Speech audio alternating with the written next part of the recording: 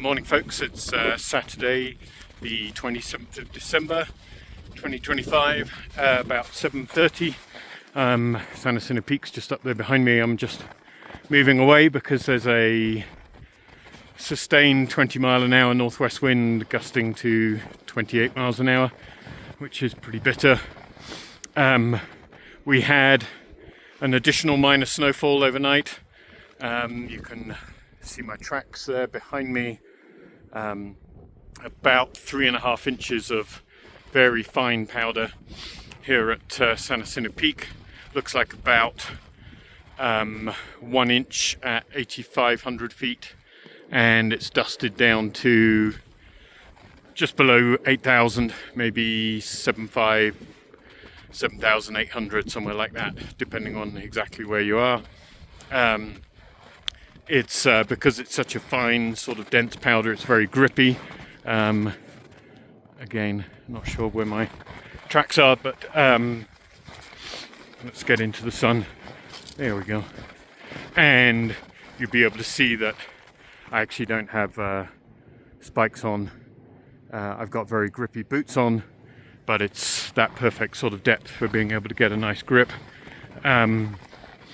That said, spikes would be very strongly recommended coming up. It's very icy below this elevation, above about 9,000 feet, because the ice from some of it even dating back to the November storms and the icy snow from earlier storms is now sort of hidden underneath this, depending on what elevation you're at, sort of 1 or 2 inch layer of snow. So it's pretty greasy. So spikes definitely useful everywhere above, I'd say about 9,000 feet. Above Wellman Divide on the east side, which is about 9,700. Let me just get past this, there we go. And then you'll be able to see how my track looks behind me. Nice and shallow, nice and grippy. So, storm total across 23rd, 24th and 26th was about 7.5 inches at San Jacinto Peak. So obviously considerably below the 1 to 2 feet that was generally predicted just before the storm got here, the storm systems got here. Don't yet have a number for rainfall in Idlewild, but it's about 0.6, 0.7,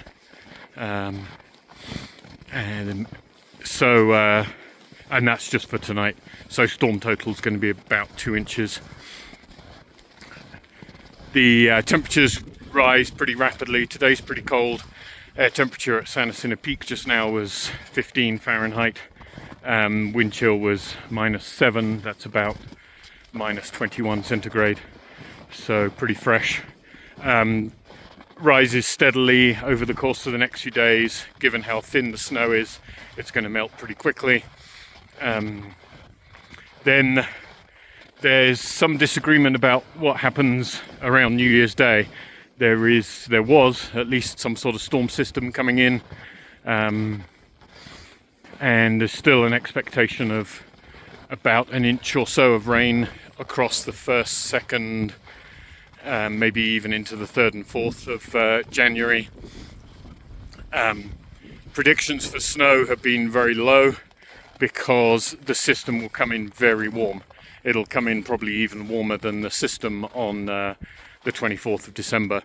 Freeze levels are expected to be 12,000 initially, then 11,000, probably not even dropping much below 10,000 feet. So if there's any snow, it will be obviously confined to sort of 9,000 feet and above, and even then, the latest mountain forecast was actually not calling for any snow, so it could be confined to being sort of rain and drizzle at mid elevations. But we'll see. So that comes in on the 31st, and it remains pretty unsettled until about the potentially even the 4th or 5th of January.